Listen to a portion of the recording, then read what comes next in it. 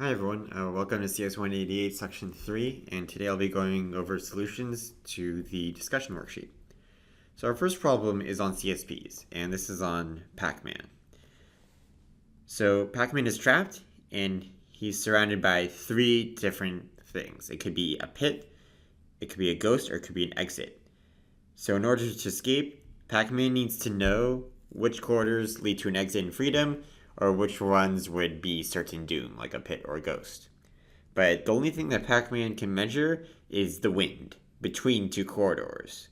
So there can be a strong breeze, which is produced by a pit, and there can be a weak breeze, which is produced by an exit, and a ghost doesn't produce any breeze at all.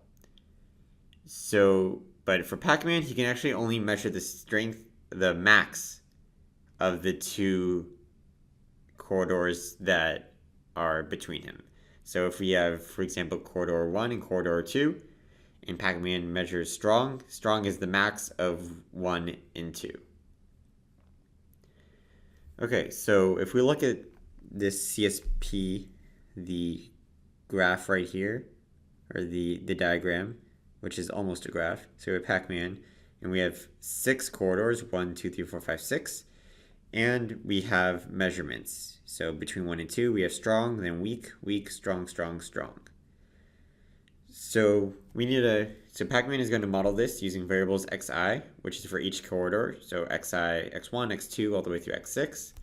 And each of those can take on 3 values, p, g, or e. Okay, so first they want us to state the binary and unary constraints for this CSP. So first, let's think about unary constraints. Okay, so let's go through and let's consider number 1. So around number 1, there's a strong, and there's also a strong.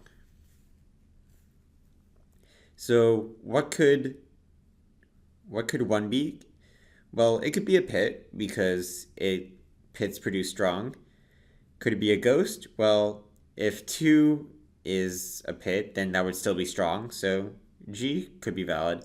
And E produces weak, but if 2 is strong, that would be the max, so that in between 1 and 2 would also be a strong. So we can't cross anything off for x1. Now let's look at x2. So let's say x2 is a pit. Well, between 1 and 2, that's strong, so that'd be okay, because pits give strong. But between 2 and 3, it couldn't be a weak because strong would overpower the weak since we're doing the max. So there's one unary constraint. So we have x2 does not equal p. So now let's see, can x2 be ghost? G? Well, ghosts produce no wind, but that means x3 could be an exit and that would produce weak, so that'd be fine. And if x2 is an E, which is an exit, that produces a weak wind, and x3 could also be a ghost or an exit, so that would also produce weak or less. So that could be valid. So that's what we have for x2. Then if we look at x3, the same exact logic as x2 applies. That it can't be a pit because it would overpower the weak. So that's just not valid. And if we go to x4, x4 also has a weak next to it, so it can never be a pit. x5 is only strongs, so we can't cross anything off. It's just like 1, and x6 is also surrounded by strongs. So this is going to be it for unary constraints. Okay, so now let's go over binary. So let's consider every pair. So let's consider x1 and x2. Well, there's a strong between them, so one of them has to be strong. So x1 equals a pit, or x2 equals a pit. Or they could both be pits, but this is just normal or. So that's x1 and x2. And now we can do the same for x1 and x6. That's the same exact situation. One of them has to be a pit in order to produce strong. And same with x5 and x6.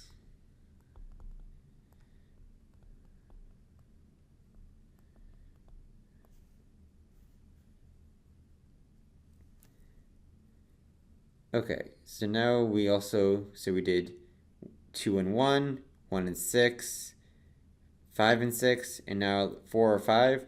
Well, there's a strong between them, so one of them also has to be a pit.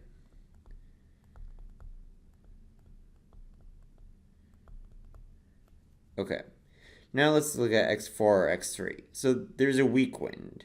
So that means that one of them has to be an exit. So x4 equals E, or x3 equals E.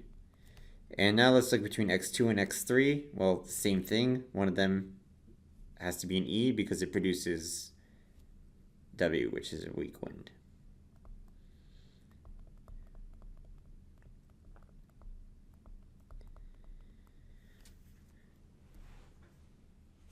And lastly, we have another constraint, which was that no two neighboring squares will not both be exits.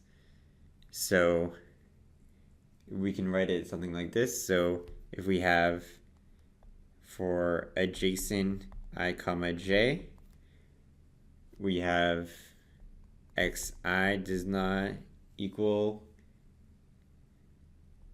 E. Well, let me rewrite this more clean.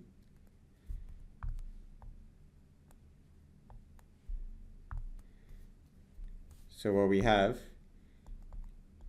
is that we cannot have xi equals E and xj equals E. So that encodes that two neighboring squares will not both be exits. So now we've stated all our unary constraints, which there are 3 of, and all of our binary constraints, which there's 6 here, plus all the adjacent constraints. Okay, so now let's move on to number 2. So number 2 wants us to do forward checking after this, after assigning x1 to E. So if we look at the table that they have here, we have all our variables and all the domains, and they've already assigned x1 to E. So that's all that's left. So first, they want us to enforce unary constraints. So we look above and we cross off x2, x3, x4, we cross off the p's. Okay, great. Now we have x1, we set to E, so we need to add all arcs that point to x1. And those are what we're going to consider for forward checking. So we add 2 to 1, and we also add 6 to 1. So now we need to look at, for all values in the tail, is there a valid value in the head that satisfies the constraints? So now we look at x2, and we don't care about p, it's already been crossed off. So we look at g, which is for ghost. So now we want to look back up at this diagram. So given that x1 is an exit, can 2 be a ghost? Well, an exit for 1 and a ghost for 2 won't produce strong. So that'll violate a constraint because that needs to be strong. So that's not valid. So we have to cross that off. It's not a valid domain value. Now let's consider E. So if x1 is E and x2 is E, that won't produce strong, so that's also invalid. So now we've enforced our consistency for 2 to 1. So now we're done. Now we move on to the arc 6 to 1. So first we consider x6 is P. So x6 is P and x1, the only value you can take on is E, and that actually will produce a strong. So that's good. Now let's consider G for x6. So x6 will be G and x1 will be E. That won't produce strong. That would produce weak, so that's no good. And now let's consider x6 as E, which is exit. That produces weak, and x1 is also E, which produces weak. And the max of them is weak, which is not strong, which is what we require. So we also cross that off. And now we've enforced our consistency for that arc. Okay, so now we're done doing forward checking. And what we're going to do is, in the next problem, which is 3, what they want us to do is do full arc consistency. So not just forward checking, which is only for the assigned variable, but enforce arc consistency for all arcs. So what it says is start over from the initial configuration after unary constraints are enforced, and cross out the values from the domains that will be deleted by enforcing arc consistency. Okay, so first we do unary constraints just like before. So it's the pits of x2, x3, x4. Okay, so now we add all arcs that point to x2, x3, x4 because we crossed off values in the domain. So let's add these arcs. So we're going to have x1 to x2, and we're going to have x3 to x2, and we're going to have x2 to x3, and x4 to x3, and we're also going to add x3 to x4, and x5 to x4. So this is after enforcing unary constraints. These are the arcs we have to add to enforce arc consistency. So now let's go through that. So x1 to x2, let's look at our diagram. So can x1 be a pit for all values of, given that x1 is a pit, is there a valid value for x2? Well, then because it's a pit, that produces strong, and then x2 can be anything. So pit is good for x1. Now let's choose ghost. So if x1 is a ghost, is there a value for x2 such that strong can happen? Well, no, because x2 is a pit. So there's no way to get strong. So we have to cross off x1 of g. Now let's consider x1 as an exit. If x1 was an exit that produces weak, is there value for x2 in the head that would give strong? And no, because x2 can't be a pit. Therefore, we also cross that off. So now we enforce arc consistency. So we crossed off x1, but we also crossed off values of the domain. So now we need to keep on adding arcs. So we add every arc that points to x1. So what points to x1? Well, x2 points to x1, and x6 also has an arc to x1. Okay, great. So now let's look at x3 to x2. So let's go through all the values of x3. So x3 can be a ghost, which is right here. And if x3 is a ghost, is there a value for x2 that can get weak? Well, yeah, x2 could be an exit, so that's good. Now let's see if x3 is an exit. Does there exist a value for x2 that can give weak? Yeah, it can be a ghost or an exit. So x3 to x2 is fine. So I didn't actually have to cross off any values, so I just cross it off and I'm all good. So now I do x2 to x3. So for x2 to x3, this is actually going to be exactly the same, but let's run through it. So if x2 is a ghost, is there a value for x3 such that it gets weak? Yeah, x3 could be an exit, so that's good. Now, the next value of x2, could x2, if it's an exit, could it produce a weak right here in between 2 and 3? Well, yeah, x3 could be a ghost or an exit, so they're both valid. So again, I don't have to enforce any arc consistency, and we're all good. Now let's consider x4 to x3. So for x4 can take on, if it takes on a ghost, is there a value in the head x3 such that it gives a weak in between them? Yes, it could be an exit.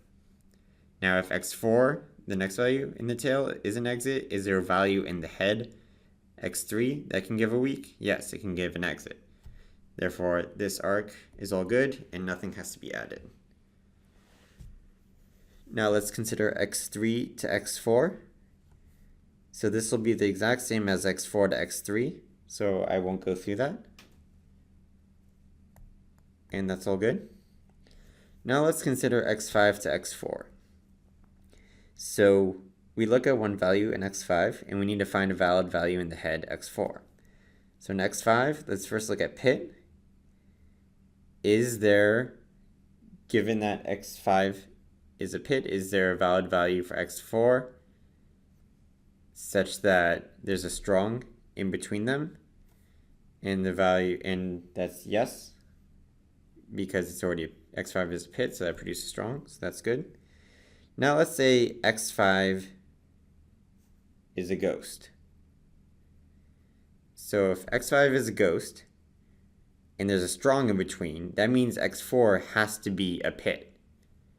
But if x4 is a pit, that would violate a constraint, because that means in between x4 and x3 would be strong. Therefore, we can't have x5 be a ghost. That would force x4 to be a pit, and that would be bad. So that's not allowed.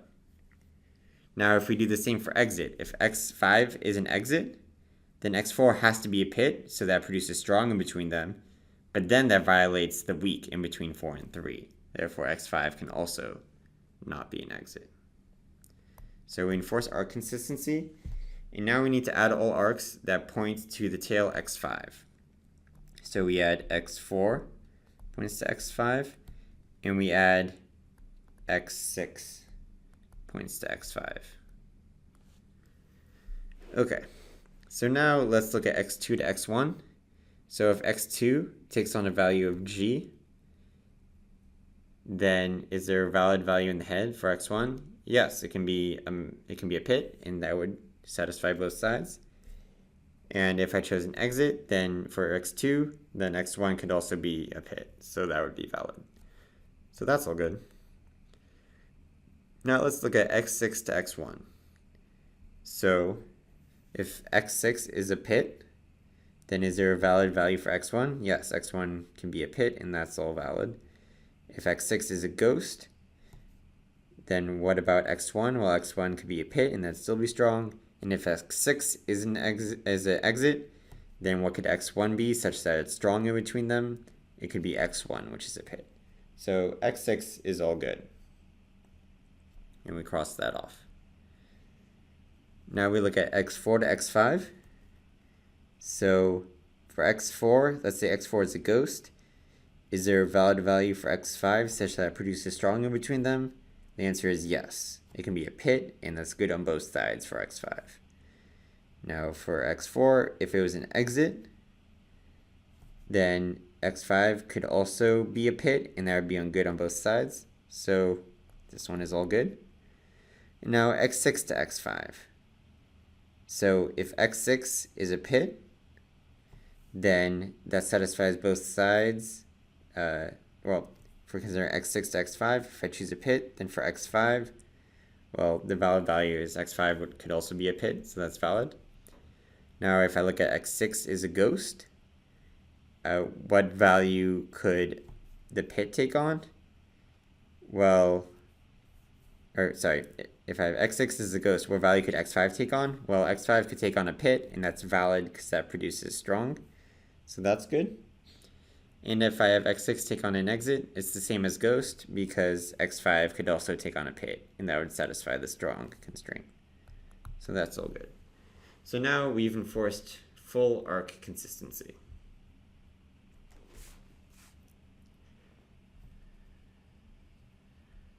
So moving on to the next question.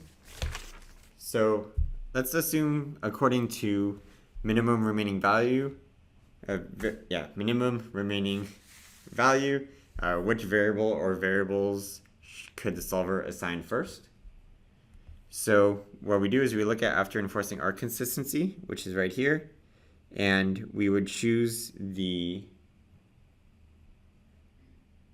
variable that has the smallest domain.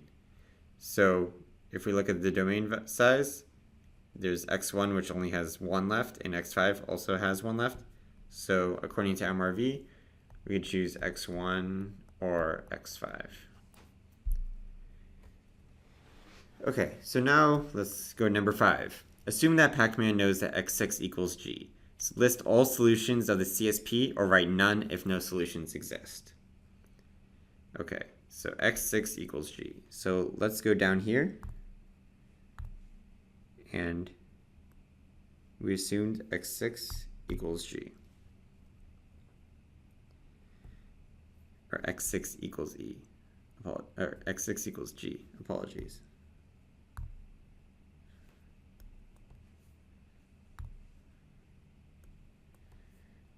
Okay. So now if x6 equals g, what we're going to do is we're going to enforce enforce arc consistency, and then we can choose any of the remaining values. So I'm not going to go through the exact arc consistency by listing out the queues and crossing out values, but we can just eyeball it and enforce arc consistency that way.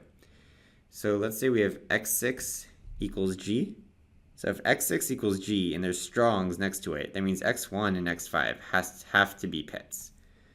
So x1 and x5 have to be pits. Okay. And now we have x2, x3, x4. So we have these values, we chose them. Okay, so now let's look at x2, x3, x4. So let's go to x2 and let's choose a value for it. So let's choose, well, first of all, could it be a ghost? Well, if it's a ghost, x1 is a pit, so that's good. And so let's just go ahead and assign it.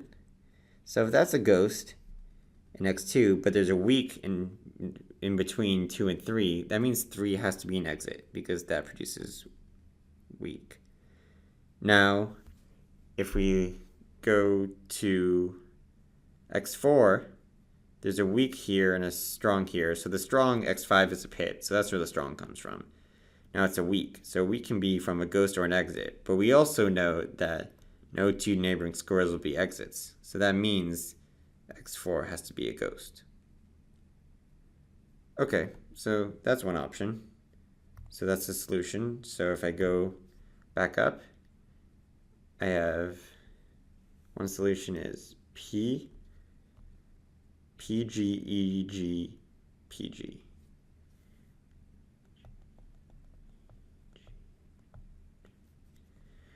Okay, so now let's think about another solution. So no matter what, we have to have these three. But now at x2, I chose G, but now let's say I chose E. So if x2 is an E, then that's good for 1, it's still strong, but between 2 and 3, so we have a weak. So 3 could be a ghost or an exit, but we can't have two neighboring squares be both exits, so that means x3 has to be a G. And now we look at x4, so between x4 and x3 is a weak, so that means x4 has to be an exit in order to produce that. So now we have another solution, PE, GE, PG. So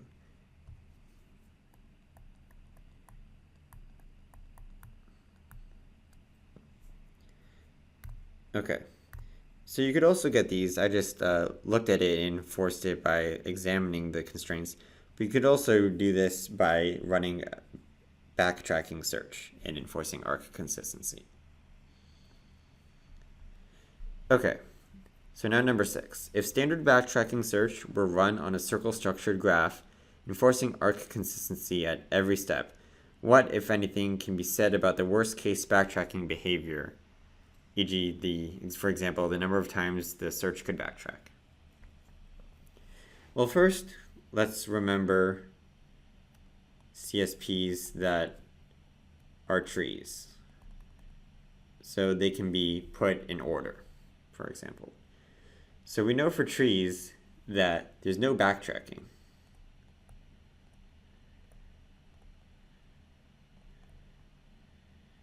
So how do we know this? So in solving CSPs for trees, what we do is we start at the very end and we enforce our consistency going left.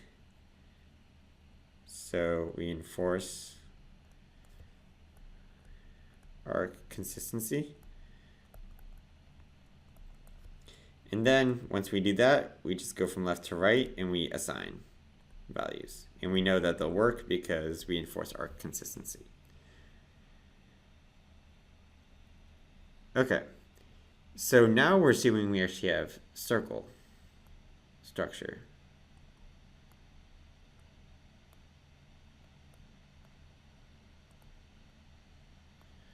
Okay, so let's say we start at 1 and we stop here. So we could, in backtracking search, we could assign a value to 1. And this would be the same as making a cut set. So if we assign a value to 1 and it's circled, then it becomes a tree. And then we can solve this with no backtracking. So let's say we have D values we can try out. So if we have D values, that means we choose one value and then we solve the tree CSP with no backtracking. So if I'm keeping a tally of how many times I have to backtrack, that would be 1 if that didn't work out, because I just assigned this value 1 and that didn't work. So that's 1 backtrack. Now let's say I assign it, I do the next value in the domain and I try that. The tree CSP takes no backtracking, but we had to try another value for 1, and we keep going until we get D times. So in total, the worst case backtracking behavior will be D, because tree CSPs have no backtracking, but we have to break this circle. And in the worst case, we'll have to try out all values for breaking the circle. Okay, so now let's look at games. So let's consider the zero-sum game tree below. So triangles that point up are for the maximum player, so there's max. And triangles down are for the min player. And we're going to assume both players act optimally, and now they want us to do minimax. Okay, so I did this in the discussion overview, and let's do minimax again. So let's start at the max, and we choose to go left, and now it's the minimizer's turn. And the minimizer has 3 options, a 10, an 8, or a 3. Since we're minimizing, we take the min, which is 3. Okay, cool. So now we go back to the top, and then maximizer decides to go down, and now it's the minimizer's turn. So the minimizer is choosing between 2, 15, and 7. So the minimizer chooses the smallest, which is 2. Now we go back up, and we consider our right option. So now it's the minimizer's turn, and the minimizer is choosing between 6, 5, and 4, and the minimizer will choose 4. Now the maximizer has 3 choices, the 3, the 2, or the 4, and the maximizer will choose the largest, which is 4. Okay, so now question 2 is which nodes can be pruned from the game tree above through alpha-beta pruning. So now they want us to do this, but with alpha-beta pruning. So let's erase these values, give myself some more space, and let's run alpha-beta pruning. So when we're at the very top, we initialize with alpha equals the worst case, which is minus infinity, because that's for the maximizer. We have beta equals the worst case for the minimizer, which is plus infinity. Now we go to the left, and we pass down our values for alpha and beta. Alpha equals minus infinity, beta equals plus infinity. And now since we're on a minimizing layer, we only update beta. So first we look at 10, beta, we compare 10 to beta, and well, 10 to beta equals plus infinity, and we take the smaller one. So that's 10. And as we're going, we're checking that if beta is less than alpha, so if the best that the minimizer can do is better than what the maximizer can do, then we would prune. So because it's minus infinity, we'll actually never do this. So in general, when you're doing alpha-beta pruning, the first branch you won't be able to prune. Okay, let's keep going. So now let's look at 8. What's better for the minimizer, 8 or 10? Well, 8 is better. So we cross it off and we update to 8. Now we look at 3. So what's better, 3 or 8? Well, 3 is better, 3. So the value of this node is going to be 3. And we pass that value up, and we're a maximizer, so we update alpha. So what's the best the maximizer can do? Well, what's better, 3 or minus infinity for the maximizer? It's going to be 3. Okay, so now we go to the center node, and we pass down our alpha and beta. So we pass down alpha equals 3, and beta equals plus infinity. Okay, so now we look at the first one, which is 2. So what's better for the minimizer, beta, 2 or plus infinity? Well, 2 is better, so we update it. Now we look at alpha and beta. Is beta better than alpha. So we see that beta is less than alpha, which means the best value that beta can do is better than the best value that alpha could do, considering the minimizer. So there's no way alpha, which is the maximizer, would choose this route, because beta could ensure a 2, while alpha could go on another route and get a 3, which is better. So we already know that alpha, the maximizer, won't choose this route. So we prune all the other nodes, and the value here is 2, and we're done with this node. So we pass this value back up, and now alpha has to choose what's better, 2, which is the value of the node it just searched, or 3. Now 3 is better because we're maximizing, so we leave it as is. Now we go to the right branch, passing down alpha and beta. And now we look at the first one node, which is 6. So what's better, 6 or plus infinity? Well, we want to minimize, so 6 is better. And we compare alpha and beta, and we see that beta is not smaller than alpha, so this branch could still be good. It could still be better than what alpha has seen before. So we keep going. Now we see 5, so what's better for beta, 5 or 6? Well, 5 is better because it's smaller. But alpha could still actually has potential to do well on this route, because 5 is better than the best value it could do, 3. So there's still hope for the maximizer. So now we go to 4. So what's better, 4 or 5 for the minimizer for beta? Well, 4 is better. But we still see that the best value on this route, which is 4, is still better than what alpha, the maximizer, could do elsewhere, which is 3. So we haven't actually pruned anything. So the value for this node is 4, and we pass it up, and we look at alpha. So what's better, 3 or 4? Well, 4 is better for alpha because we're maximizing, so we update to 4. And the value that we would take on is the max of the children of this maximizer with 3, 2, and 4, which is 4. So you can see we get the same solution as Minimax, but we've pruned 2 nodes right here.